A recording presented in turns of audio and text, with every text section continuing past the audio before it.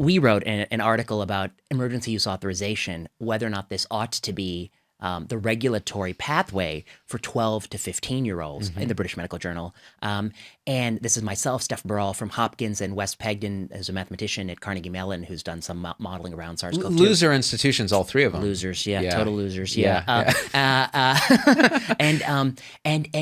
many people, they said that we were anti-vax, and I guess what I wish to suggest to them is, they may disagree with our conclusion.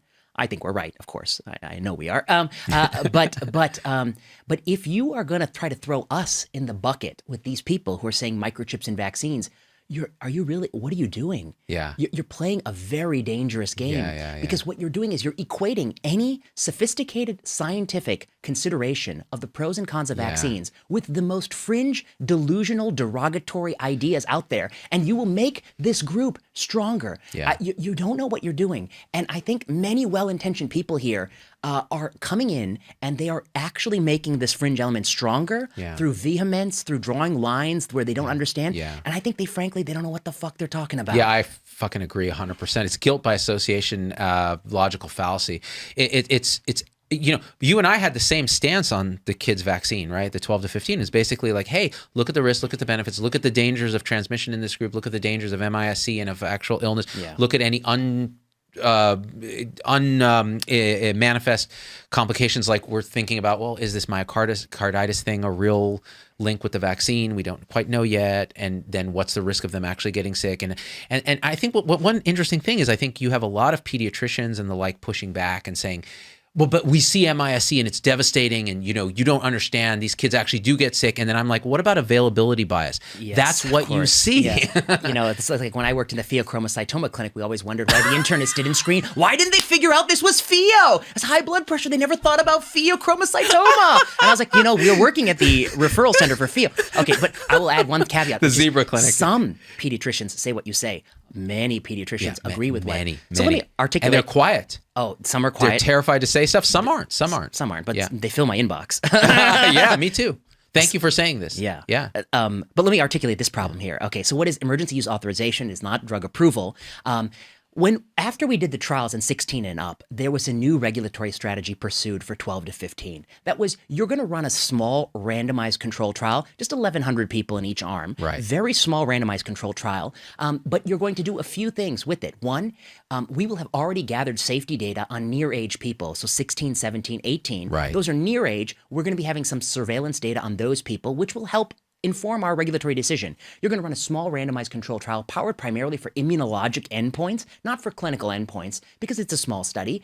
And we're going to leverage the combined experience of the safety of the vaccine in adults and even near-age kids, the adolescents, 16, 18 people who got it, plus small randomized control trial immunologic endpoints, and that will be your path to approval or authorization. The regulatory language around authorization, not approval, is that it has to be an emergency. Now, different people can have different definitions of emergency, but as we articulate in the piece, there's lots of reasons why you would say SARS-CoV-2, older people, absolutely. Undeniably an emergency. Yeah. SARS-CoV-2 in this age group, very hard to convince me that it's an emergency requiring unprecedented powers of regulation and a lower regulatory hurdle.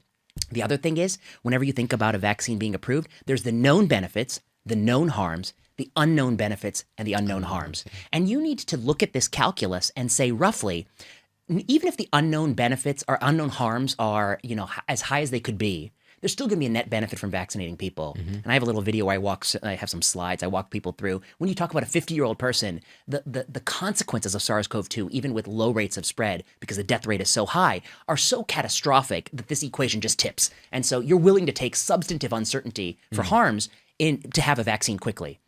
As you're debuting a vaccine from 16 to 50, the rate in the population is plummeting. Look at Israel. Look at the United Kingdom. Look at us. Yeah.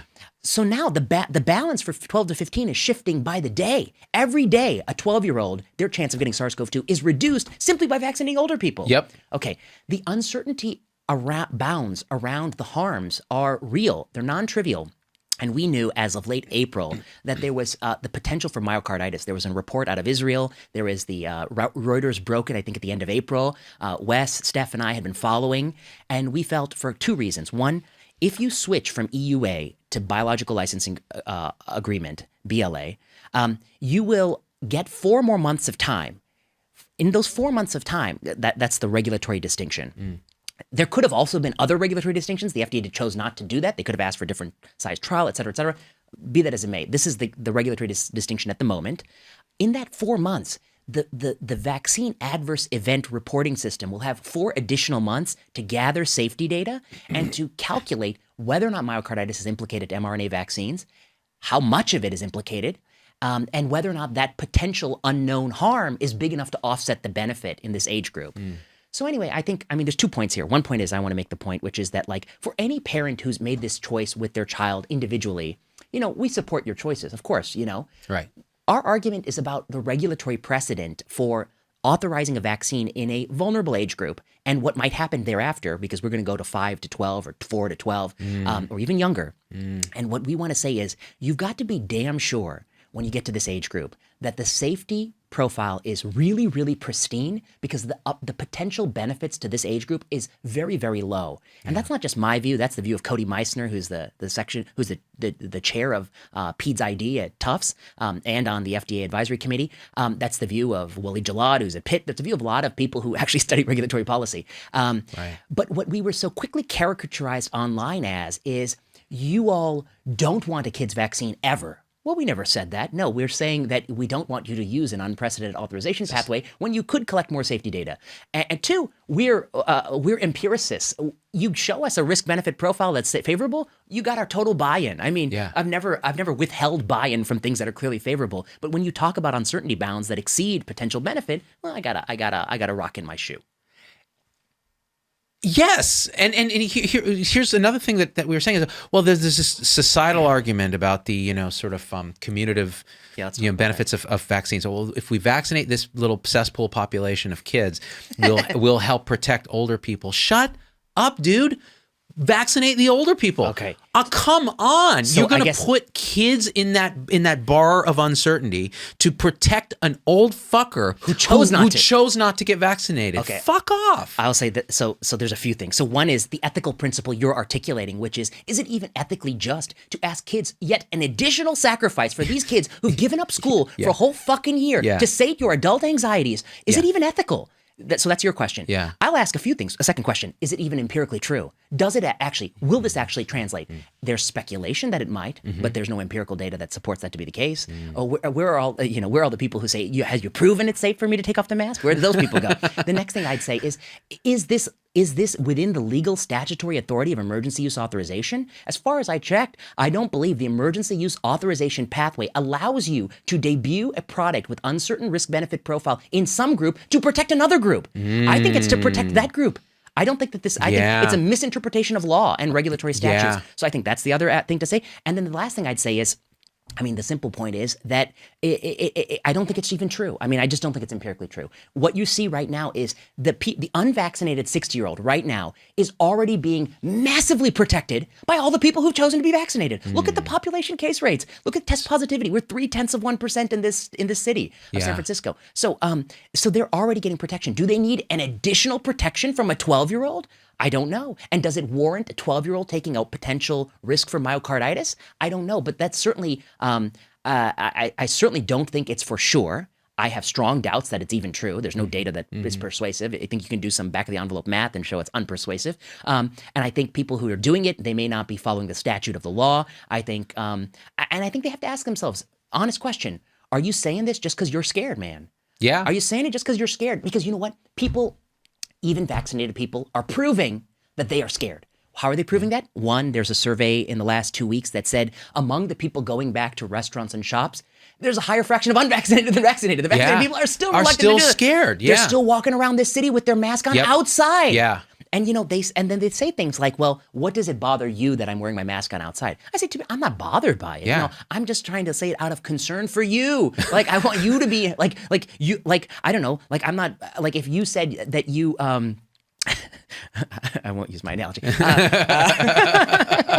Well, actually, on that point. Yeah. So I've had people reach out and say, "Look, I know that you think we can take the masks off in the vaccination. My whole family's vaccinated, but I have 2 medically vulnerable kids. I'm older. I know the vaccines aren't perfect. I feel more comfortable wearing the mask for the time being.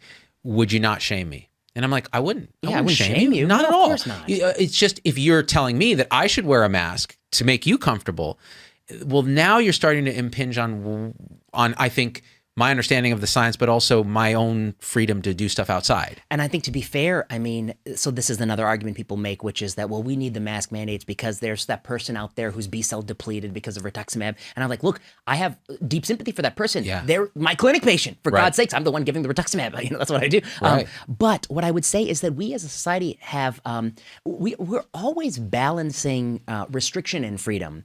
And I think we have concluded that throughout the last 20 years, where there have been immunocompromised people, that the rest of society hasn't foregone. We haven't all worn masks all this time. Yeah. We haven't all, never handshaked all this time, and these kinds of things. And so I think there is a balance between individual, the freedom for many people and vulnerable people. The other sort of asterisk I'd add is many people say, I have a vulnerable X, but in their mind, they're relying on the vulnerabilities that are related to other infections, but not necessarily SARS-CoV-2, right? So then I'm like, why exactly is this person vulnerable? And they tell me the reason. I say, well, that's actually not known to be a particular vulnerability for this virus. Right. It's vulnerability for other things, but not this virus. So I think that's part of the fallacy too. And then we just have to acknowledge that there's some general anxiety. Yeah. We've conditioned it. Yeah, we've conditioned.